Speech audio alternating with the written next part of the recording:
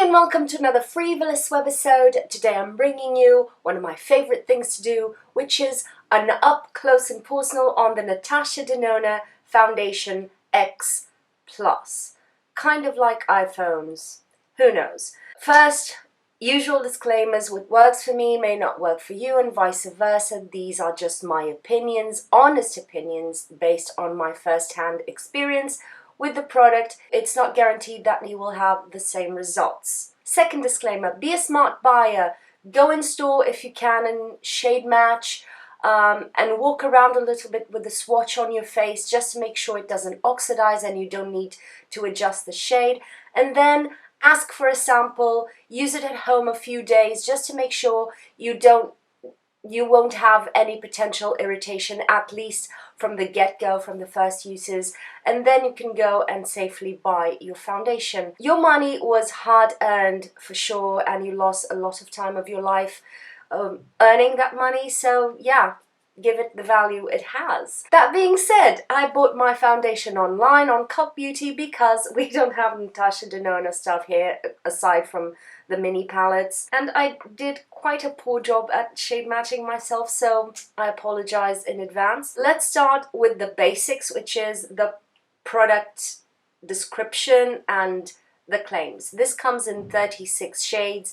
This is a reformulation on Foundation X, so that's why it's the X Plus. It's a 30 ml bottle, which is quite standard, and it costs $45 US or £39 in the UK.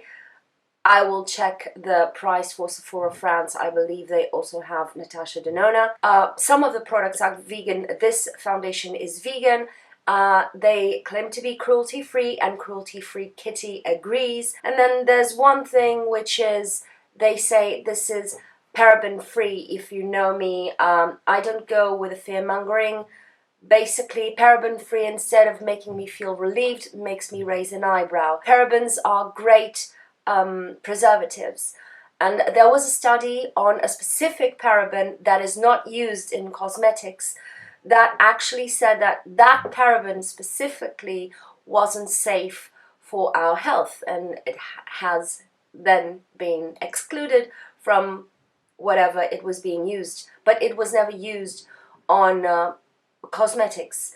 But some people picked that study up and they just said, see, parabens are bad for you, and here we are. It's kind of like saying, there's mushrooms, this mushroom is poisonous, so hence every mushroom is poisonous. Problem is, parabens, the parabens used in cosmetics, are the safest preservative out there.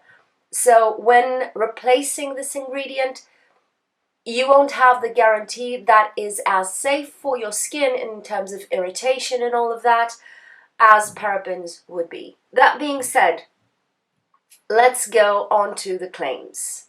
There are plenty. First, about the formula or the finish. It's buildable, full coverage, and a little bit later they say it's a custom coverage, radiant finish, whatever that is. It's for dry, normal, and combination skins, so mine is just. It has an exceptional glide and blending for effortless application.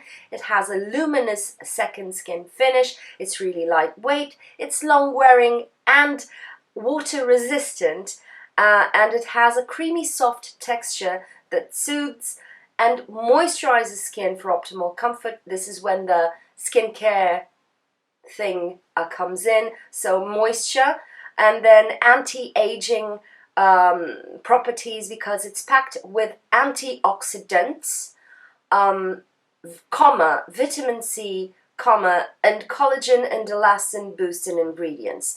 So this would make it sound it has a lot of these ingredients, when in fact this contains pomegranate and grapefruit extract and little more. Let's talk about the ingredients for a little bit. What may cause some concern, again, some people are not allergic but have some sensitivity to different silicones. This formula, like 99.999% of foundations, does contain silicones. This has something called imidazolinium urea.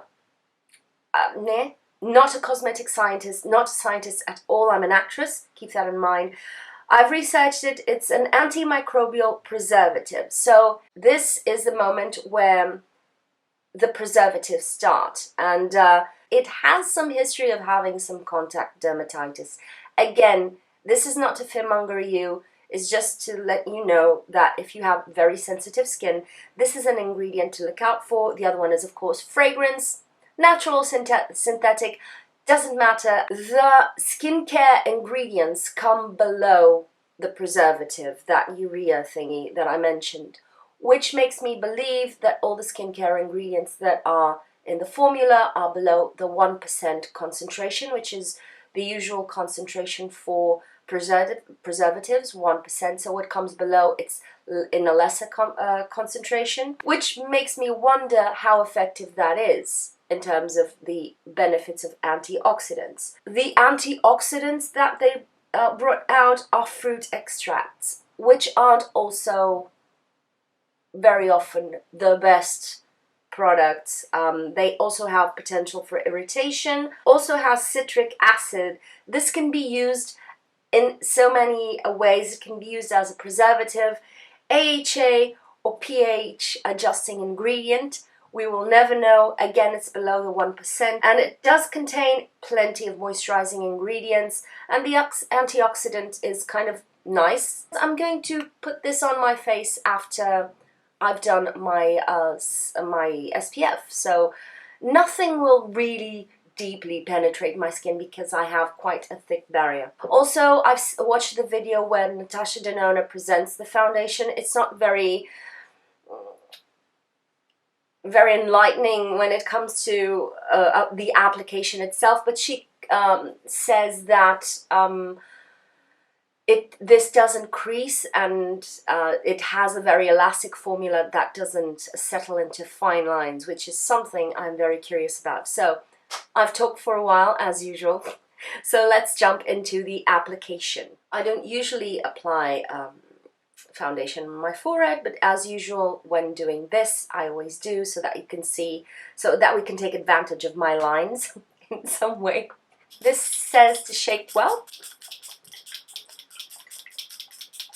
I'm gonna go with one pump. This is way too pink for me. God help us all. I'm gonna go with brush first and see what happens.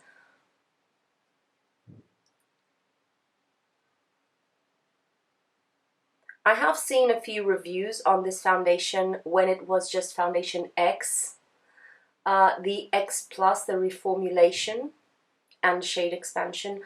I haven't seen much about it, so yeah. Okay, we have a first layer on this side with the brush.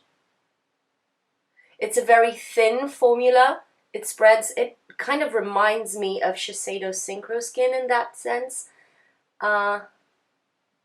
Nice. Off the bat, this does not have full coverage, but we weren't expecting it because they say it's buildable, which for me is perfect. Although I can work well with high coverage foundations and shear them down.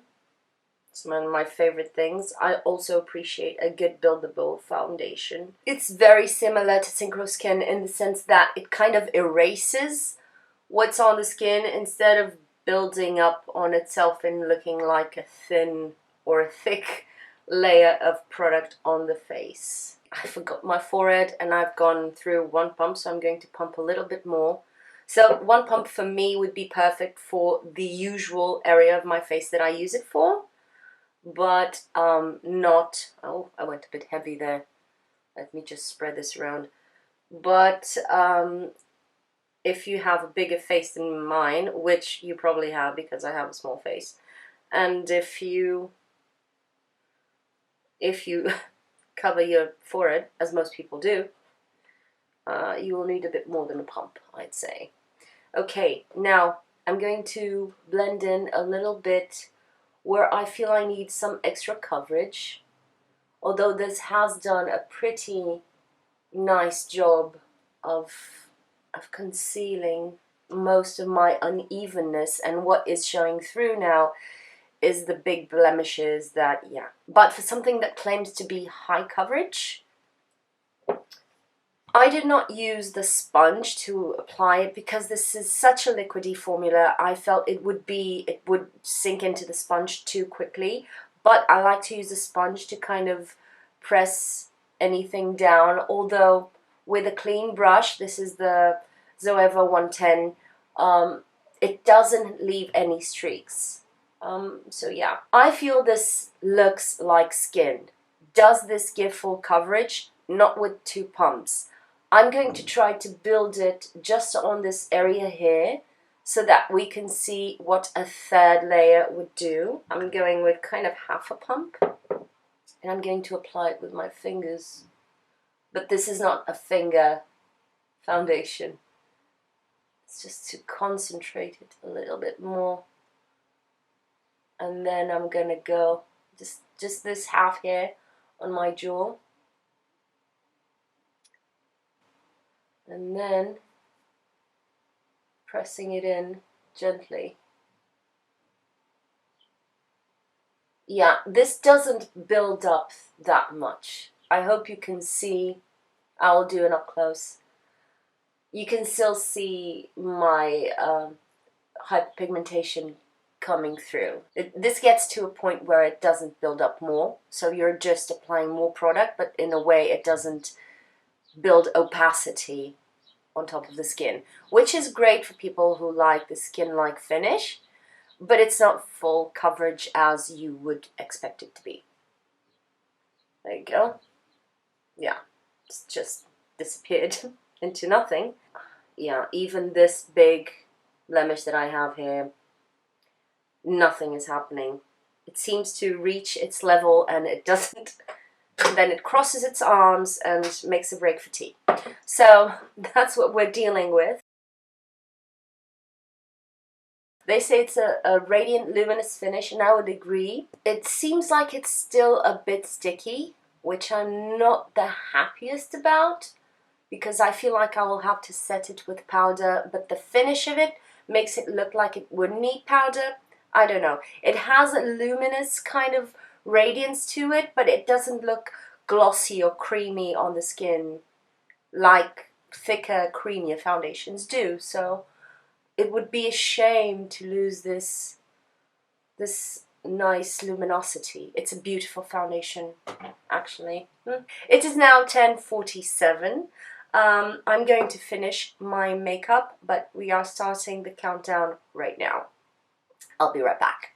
It is, show to the people, it is 11:09. I've just finished my makeup and I wanted to let you know how it went. I've just applied powder all over my face on this side with Laura Mercier Translucent, and I used the same powder just to powder the side of my nose and this area here, which is where I always powder nonetheless, so I could see a difference between the powdered side and non-powdered side. It feels sort of basically set on the side that I did not powder, except for here, but here I've applied some cream bronzer. I've only concealed under my eyes and I dabbed the tiniest amount on a couple of blemishes, but mostly what you see is the foundation. Only downside is, let me show you. I've lowered the light a little bit so that you can see. On this side where I've powdered, it started to look a little bit powdery and textured and dry, but not on the rest of my face, so I don't know what went about that. But on this side where I didn't powder, you can see it's starting to crease quite a bit, and this is just from me making faces while applying my makeup. So I don't know what's going to happen after this. I will do a few check-ins throughout the day, also with just natural lighting, and I will try to keep it, I will keep it on my face for at least 10 hours, which is the normal amount of time. A normal person with a normal job needs to keep their face on, so 8 hours of work and 2 more hours of commute and things to do.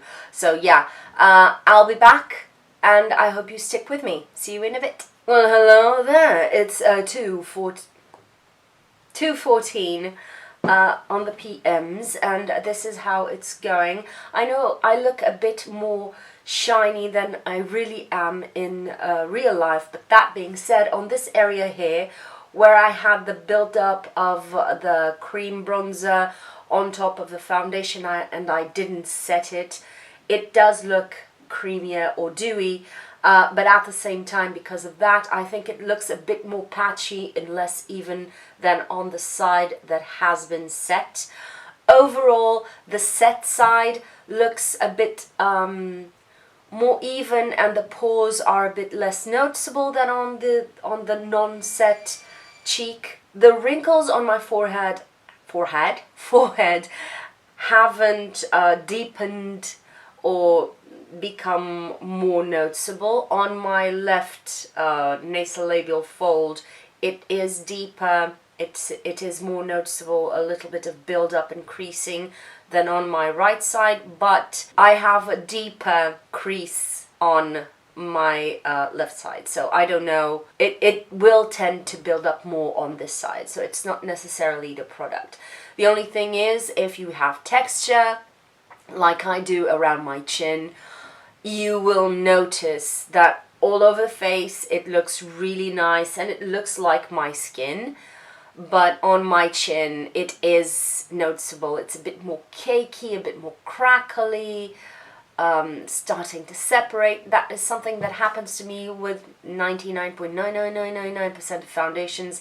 That's why I haven't stopped looking for the perfect foundation. Later in the afternoon, I'll go and have some dubbing sessions. So I will try to get some footage for you with natural lighting so that you can see. It's a sunny day, so I hope right now, so I hope, oh, I'm sorry for the constructions, I hope I can get some true to life footage for you, and I'll see you later. Quick update, it's about 4:20. I'm running a bit late, but I'll get there on time. But anyway, I had to apply a little bit of powder right now because there's something starting to happen, which is, I'm sorry for the noise, but we'll have to deal with it.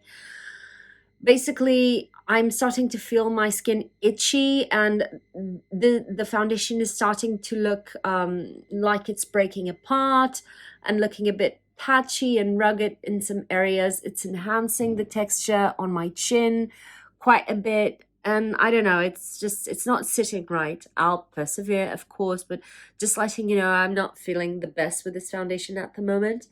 And yeah, it feels really patchy and it feels like it's kind of losing its opacity. So I'm curious to see how this will last until 10 p.m. or something. Oh my god, there was so much traffic. I'm a bit late, but here it is, my face in full natural lighting. You can see the texture showing through and redness, and it's patchy. Meh, I've had better. But yeah, it's 5 o'clock, by the way. Ooh, I really need to sort this light out. It is 9:47 of the PMs, and here I am with my final roundup of my opinions. So there's not much left on my face of the foundation. It hasn't lasted that much. I can for sure tell you that it has lasted better on the side where I have powdered, vehemently powdered, than on the other side where I just left some of it with just the creams. It's far more patchy, you can see my skin, but still on the center of my face it has kind of crackled down and curdled in a way, and you can see all of my imperfections on my chin. They're just there. The same on the side of my nose. So it's kind of faded where I'm oilier, and it's held its place where I'm drier, and I've powdered basically. On my forehead, I don't have any foundation left. I believe it has been swept away by my fringe. It's my theory. I had a huge amount of product accumulated on this wrinkle only. That's life for you. So it sort of migrates when it starts to melt off. It sort of migrates onto the laugh lines, which is sad but not unheard of. Let's go through the claims, shall we? So buildable, full coverage. Buildable, yes, definitely. Full coverage. you clearly haven't tested this on people who actually need coverage and have something to be covered. You can build it up to a high medium, I would say, and it looks great. Radiant finish, yes, as soon as you apply it, it looks absolutely phenomenal. For dry, normal and combination skin, I don't know, to be honest. I never had dry skin, but if you notice some of the texture on my chin, it hasn't emphasized it. That's good, but on the other hand, it hasn't helped it either. It hasn't smoothed over it. That's not that kind of foundation. So I don't know. When it comes to normal, yes. When it comes to combination, you will have to powder if you're like me. Exceptional glide and blending for effortless application. Yes, it does. Glide and blend beautifully. It's really easy to apply. It's effortless. You can do your face in just a couple of minutes if you're not talking to a camera like I was and trying things out. Luminous second skin finish. It does have a luminous finish. It does look like second skin. I compared it to my dear Shiseido Synchro Skin for a moment there. The thing is, it doesn't last like that, and you will kind of, if you need to powder it, you'll kind of end up losing that effect to a certain extent, right? Lightweight. Yes and no, it is very lightweight. Again, when you apply it, if you have combination skin like I do, it starts to feel heavy, greasy on me for about an hour, itchy. So yeah, it is lightweight until it stops being lightweight, at least it was for me. Long wearing, sweetie, no. You know, if you've watched my up close and personal videos, most foundations, even if they claim to be long wearing and waterproof and whatever, they don't last on me more than 6 hours looking good. This one lasted about 5 hours, I'd say. It's within the average, but this is not long wearing on me. I wouldn't buy it or use it for its long wearing properties, if you know what I mean. Maybe with some powder foundation on top it will lock and stay. Water resistant, didn't try it. It didn't rain today, it was a beautiful day, although really cold. Creamy soft texture, yes, it's more liquidy than creamy soft, but yeah. It soothes and moisturizes the skin for optimal comfort. It is quite comfortable when applying. It doesn't feel drying or that it's setting on the skin and kind of tightening up. So yeah, I would say it is comfortable if you have, especially if you have normal to dry skin, this will feel very comfortable. It doesn't feel matte or mattifying. When it comes to the anti-aging claims that they have, yes, they put antioxidants. First, the wording is wrong. You should remove a few commas there because you make us believe that you have lots of antioxidants, but then you only have 2. If you're selling me antioxidants, please sell me vitamin C, resveratrol, Centella asiatica, there are plenty, and also vitamin C derivatives. I prefer scientifically backed ingredients than fruit extracts that you're still, why is this here? Just to make the green or clean claim doesn't tickle my fancy. And also, all of these ingredients were below the preservative. Usually, according to Caroline Hirons, when you're formulating a product, when you have a preservative, everything that is below that is 1% because you can't have more than 1% concentration of preservatives. So everything that comes below in the ingredients list is below 1%. And all the beneficial anti-aging, antioxidant products are listed below the first antioxidant, which is that urea thingy, the antimicrobial preservative. I don't know, it also contains fragrance, which is highly likely to create skin irritation long term. Regarding the skincare, it's just a way to make the foundation sound more fancy, because in terms of providing results, do rely on your skincare. That's where it's at. You don't need a foundation to take care of your skin. You don't need it to ruin your skin either, of course. So yeah, I think these are all my thoughts. I hope I haven't forgotten anything. I know I talk a lot. I've been editing the video and it's a long one and I'm sorry for that, but you know me. If you don't, hi, it's me. And I talk a lot. And yeah, If you want me to test any other foundation, as long as it's available at least online through a reputable seller, let me know in the comments below. Let me know what you want to see next from me. And yeah, if you haven't subscribed already and you kind of like me, do subscribe, leave me a like, comments down below. Thank you for spending your time on me, and I'll see you on my next video. Bye.